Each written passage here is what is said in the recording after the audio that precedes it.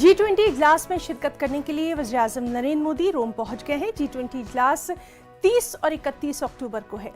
Italy के वज़ीर-ए-आज़म Mario द्रागी ने वज़ीर-ए-आज़म नरेंद्र मोदी को मदऊ किया है। इजलास में कोरोना से उबरती दुनिया, सेहत, आलमी इक़्तिसादियात और पायदार तरक्की पर तबादला ख्याल किया जाएगा।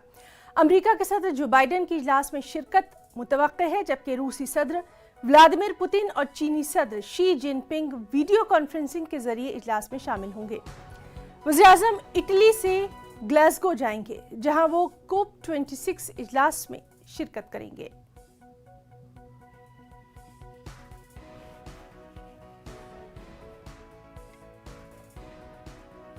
महाराष्ट्र के वजीर नवाब मलिक के एनसीबी और समीर वांखड़े पर हमले बदस्तूर जारी हैं। उन्होंने आज एक प्रेस कॉन्फ्रेंस की और अपनी इस प्रेस कॉन्फ्रेंस में नवाब मलिक ने जारहाना अंदाज में कहा कि उनकी समीर वांखड़े से जाती लड़ाई नहीं है, बल्कि वो नाइंसाफी के खिलाफ मुकाबला कर रहे हैं। नवाब मलिक ने कहा कि क्रूज ड्रग्स मामले में सूरत हाल यकसर तब्दील हो गई है। जो शख्स आर्यन को खींच कर ले जा रहा था, आज वो पुलिस कस्टडी में है। पकड़ने वाले बचाव का रास्ता ढूंढ रहे हैं। मलिक ने कहा कि किसी बेगुनाह को जेल में रखना सही नहीं है। उन्होंने दाढ़ी वाले शख्स का नाम भी प्रेस कॉन्फ्रेंस में जाहिर किया। क्रूज पर मौजूद दाढ़ी वाला काशिफ खान था। काशिफ खान के समीर वांखड़े से अच्छे ताल्लुकात हैं।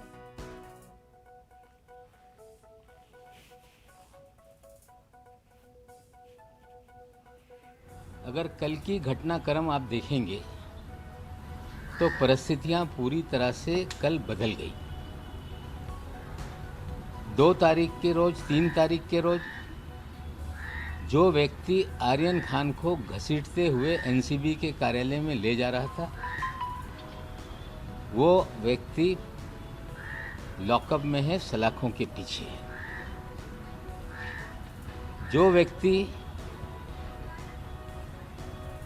आर्यन खान को और उनके साथियों को जमानत ना मिले इसके लिए पूरी ताकत झोंक रहा था, कल वो कोर्ट में दस्तक दे रहा था कि जो जांच मुंबई पुलिस ने शुरू की है, उस जांच को सीबीआई या एनआईए के हवाले की जाए। और महाराष्ट्र पुलिस ने अपनी ओर से रखा कि समीर दाऊद वानखेड़े को एंटी करप्शन के चार्जेज में या उगाही के चार्जेज में पुलिस को गिरफ्तार करना होगा तो उन्हें 72 घंटे की नोटिस दी जाएगी। तो पूरा सीक्वेंस बदल गया है। पकड़ने वाले बचाव का रास्ता ढूंढ रहे हैं, पकड़ाने वाले, पकड़ के ले जाने वाले जेल की सलाखों के पीछे हैं।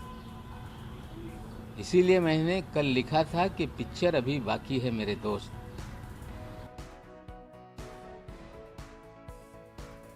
जामिया मिलिया इस्लामिया आज अपना 101वां यौम तासीस मना रहा है।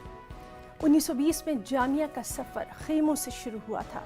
उस वक्त अंग्रेज़ों के खिलाफ आज़ादी की लड़ाई उरूज पर थी। अदब ताउन तहरीक के तहत जामिया का क़याम अमल में आया था। जामिया को 1988 में सेंट्रल यूनिवर्सिटी का दर्जा मिला। हाल ही में जामिया मिलिया इस्लामिया को मुल्क की 40 यूनिवर्सिटीज़ में पहला मुकाम हासिल हुआ था। जामिया अपनी कारकर्दगी की बिना पर मुल्क व बैरून मुल्क में अपनी ख़ास पहचान बनाने में कामयाब हुआ है।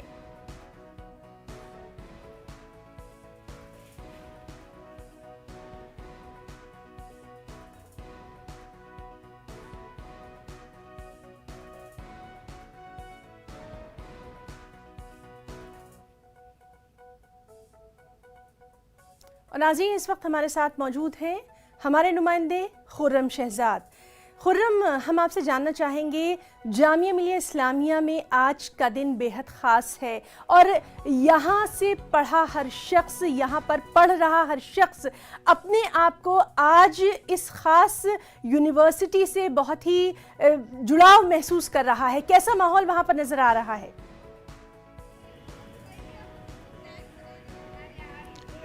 देखिए हिना, यहाँ पर बहुत ही रंगारंग माहौल है और आप देखेंगे कि किस तरीके से यहाँ पर झंडे लगे हैं। और मैं बिल्कुल जो अंसारी ऑडिटोरियम है बिल्कुल इसके सामने हूँ। इस अंसारी ऑडिटोरियम के अंदर प्रोग्राम चल रहा है।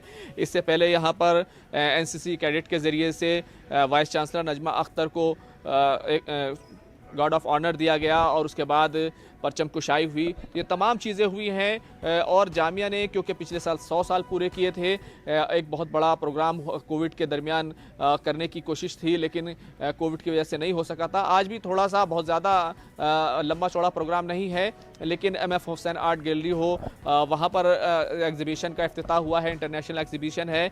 और सबसे बड़ी बात यह है कि जिस तरह से जामिया का रोल रहा है, चाहे आज़ादी की लड़ाई हो या फिर हिंदुस्तान की तामीर नौ का सवाल हो, तो वो बहुत बड़ा है। जामिया के कुछ तलबा हमारे साथ मौजूद हैं, हम उनसे ज़रूर जानने की कोशिश करेंगे कि किस तरीके से वो देखते हैं आज के दिन को।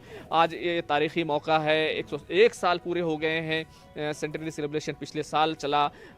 कैसे देखते हैं, कैसा महसूस करते हैं? सबसे पहले तो मैं आज जामिया बिरादरी को मुबारकबाद पेश करता हूँ कि हमारी जामिया जो 1929 में 20 में कायम हुई, अलीगढ़ में 29 अक्टूबर को, और जुमा के दिन ही कायम हुई। आज भी जुमा का ही दिन है। तो मैं सबको मुबारक पेश करता हूँ कि जामिया आज 101 साल की हो गई है और जामिया ने कुछ सालों में काफ़ी तरक्की किया है। और आप इंटरनेशनल रैंकिंग हो या नेशनल रैंकिंग हो, जामिया पिछले साल इंडियन यूनिवर्सिटी में पहला मकाम हासिल किया है। यहाँ पे अच्छे रिसर्च डिपार्टमेंट है, अच्छे प्रोफेसर हैं, अच्छे IAS कोचिंग है। यहाँ पे जामिया एक अपने आप में एक अलग पहचान रखती है। जामिया एक आंदोलन से निकली हुई यूनिवर्सिटी है और जामिया में यहाँ पे हर साल 30 से 35-40 तक यहाँ से IAS IPS निकलते हैं। यानी कि जामिया की जो मुल्क की जो तामीर नौ है उसमें बड़ा किरदार नज़र आता है। एक और तालिब इल्म हमारे साथ हैं, आप क्या कर रहे हैं और कैसा माहौल रहता है? कैसे जामिया मिलिया इस्लामिया के अंदर एक मिली जुली तहज़ीब, हिंदुस्तानी तहज़ीब वो यहाँ पर नज़र आती है? बिल्कुल, बहुत सही आपने बात बताई कि जहाँ पे बहुत मिली जुली तहज़ीब है। यहाँ पे हर तबके के लोग आते हैं, हर धर्म के लोग आते हैं और बहुत मिलजुल के रहते हैं यहाँ पर हमेशा से ही। और मैं फ़िलहाल जामिया से भी BEd कर रहा हूँ। यहाँ पर मेरे साथ बहुत अलग अलग तरह के लोग हैं और हम लोग बहुत एक तरीके का हमारे अंदर यूनिटी और ब्रदरहुड बहुत अच्छा मिलता है यहाँ पर।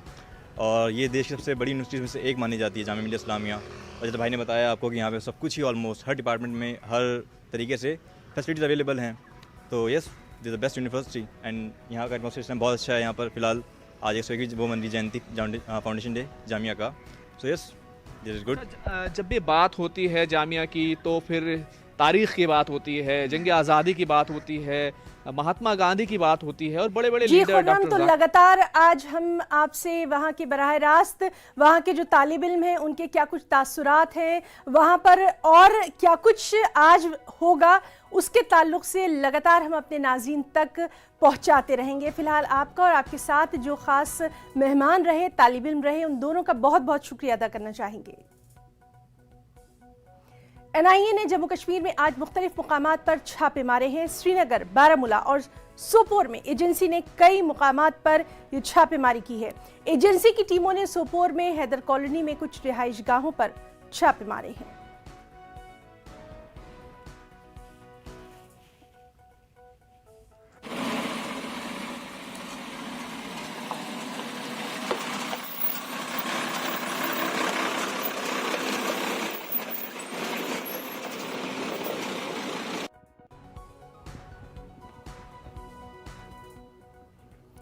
और नाज़रीन, इस वक्त हमारे साथ मौजूद हैं हमारे नुमाइंदे सज्जाद हुसैन। सज्जाद, आपसे जानना चाहेंगे NIA की छापेमारी जारी है, अभी तक क्या कुछ कार्रवाई? जी है ना, मैं आपको बता दूं कि आज सुबह से ही वादी के दूसरे इलाकों की तरह सोपोर और बारामूला कस्बों में जो है NIA की रेड्स हुई। बारामूला में ख्वाजाबाग है, डांगरपोरा, फ्रस्तहार और हैदर कॉलोनी, सोपोर में शालपोरा, सोपोर में कई 4-5 जगहों पे ये रेड्स चल रही हैं। अभी बताया जा रहा है कि जो है घर वालों से भी बातचीत हुई है, घर वालों से भी पूछताछ हुई है। और मैं आपको बता दूं कि आरमपोरा सोपोर में उमर अयूब करके एक हैदर कॉलोनी आरमपोरा सोपोर में है, वो कारपेंटर है बाय प्रोफेशन, तो उसके घर में भी रेड्स हुई, उसके घर वालों से भी पूछताछ हुई। और दूसरा राशिद मुजफ्फर है, शालपोरा सोपोर का रहने वाला, वो एक ड्राई फ्रूट शॉप चला रहा है सोपोर कस्बे में ही। उसके घर पे भी छापेमारी हुई। उसके अलावा खानपोरा है, ये खोजबाग है, फरस्ताहार है और बारामूला के दूसरे इलाकों में भी आज सुबह रेड हुई। एनआईए टीम के साथ पुलिस भी थी, बारामूला पुलिस भी थी और कई लोगों से इस बारे में पूछताछ हुई है। मैं आपको बता दूं कि राशिद मुजफ्फर जो है कल ही कुछ दिनों पहले, 2 दिन पहले एनआईए ने गिरफ्तार किया था और आज उसके घर पे छापा मारा गया। जी ना जी सज्जाद, बहुत बहुत शुक्रिया आपका। लगातार इस बेहद अहम खबर से मुतालिक तमाम तरह अपडेट पर हमारी नजर बनी हुई है। बहुत बहुत शुक्रिया आपका।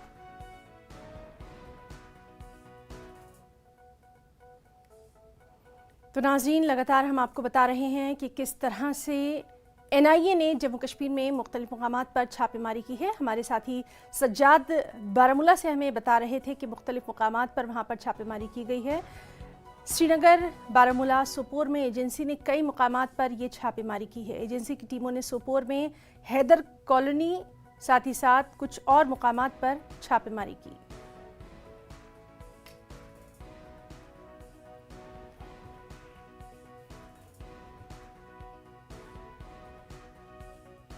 कोरोना वबा के दौरान बाहमी इमदाद व इंहिसार का जज्बा मुस्तहकम हुआ है। मुल्क इस वबा से मुत्तहिद होकर मुकाबला कर रहा है। टीकाकारी के ऐलान के बाद हम बेहतर ताउन करें जिससे हम कोरोना को मात देने की जानिब कदम बढ़ा सकें। नेटवर्क 18 इस मुहिम में हर कदम पर आपके साथ रहेगा। जब तक सभी महफूज नहीं तब तक कोई महफूज नहीं होगा। इस सोच की बुनियाद पर हमारी मुहिम संजीवनी का मकसद ये यकीनी बनाना है कि वैक्सीन पाना सभी हिंदुस्तानियों का हक है।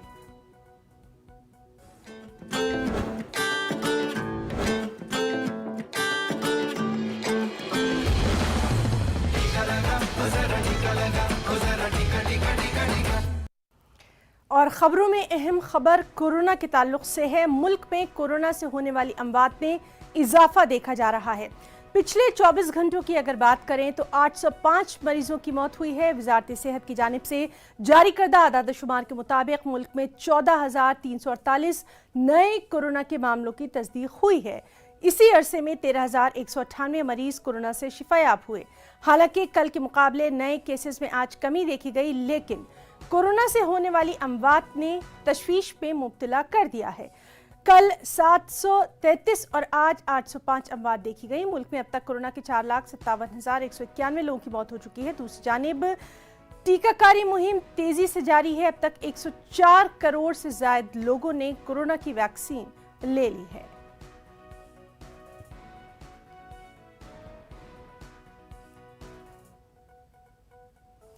किसानों की तहरीक को 11 महीने हो चुके हैं। 26 जनवरी से दिल्ली पुलिस ने खारदार तारें लगाकर मजबूत बैरिकेडिंग कर रखी थी। किसानों ने अपने खेमे भी हटा लिए थे। कहा था कि रास्ता दिल्ली पुलिस ने बंद कर दिया है, जबकि आज दिल्ली पुलिस ने रुकावटें भी हटा दी। किसानों ने कहा कि हम यहाँ मौजूद हैं, देखते हैं आगे क्या सूरत हाल पैदा होती है।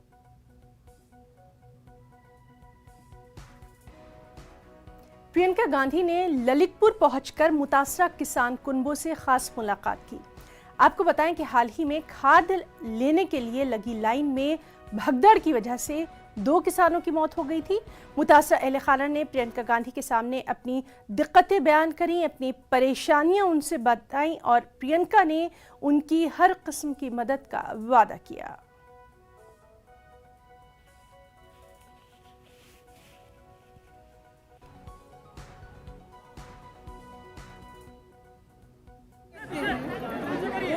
और अधिकारी और नेता सब साथ बात कर रहे हैं।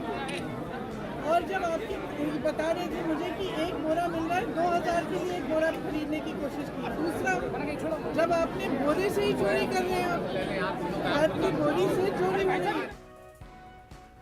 कामयाबी की कोई कहानी एक दिन में मुकम्मल नहीं होती, लेकिन अगर ईमानदारी, लगन और सच्ची जद्दोजहद हो तो कामयाबी की कहानी एक दिन ज़रूर मुकम्मल होती है। अमूल का सफ़र गुजरात के सिर्फ 2 गांव से शुरू हुआ। अब अमूल जो 75 साल का हो चुका है, पूरे मुल्क के साथ आज़ादी का अमृत महोत्सव भी मना रहा है। आइए आपको अमूल की कामयाबी की सुनहरी तारीख से मुतारफ कराते हैं।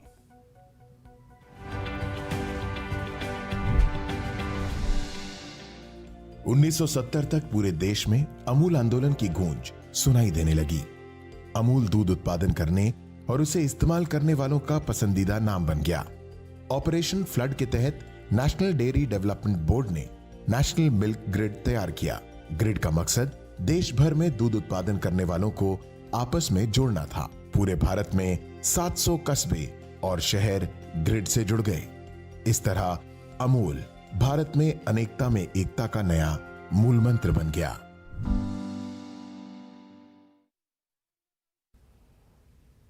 मेघालय का एक छोटा सा गांव जो इस रियासत और मुल्क के लिए सफाई का मॉडल बन गया है। तब्दीली की ये कहानी लिखी गई है स्वच्छ भारत मिशन और यहाँ की कम्युनिटीज़ के साथ मिलकर। इस गांव में स्वच्छ भारत मिशन तकनीकी तौर पर बहुत कामयाब नहीं हुआ, लेकिन लोगों में सफाई का शऊर बेदार करने में कामयाब रहा।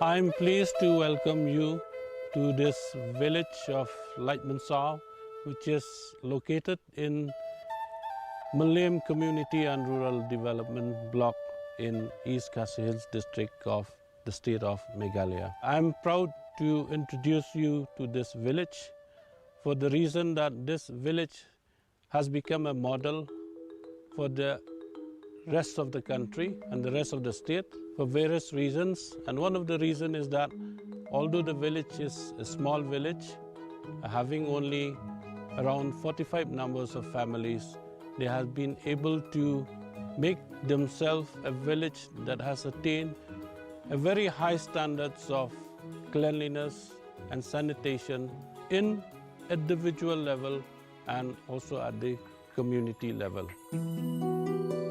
Jingwan jong ka Swachh Bharat Mission kala long ka jing mento yangi kum kinong shong shnong bat kala ai ka jing hikai yangi kum no bangin nang ban le khoi bat ning kong e ka bang kong san ka long bangin nang ban ba ngin let shaban ngin let pan khana hapo ki pan khana om ngin let shabar shaki klau ki shaki jakai ki bom dei ban bangin let bat kumjo ru ka ai ka hikai ning kong shwai nga kumno bangan nang ban hikai elagi jong ki khon ki ti begin long ki bale khoi begin yo ya ka jing kwat jing khia ka ba bit ka ba biang swachhta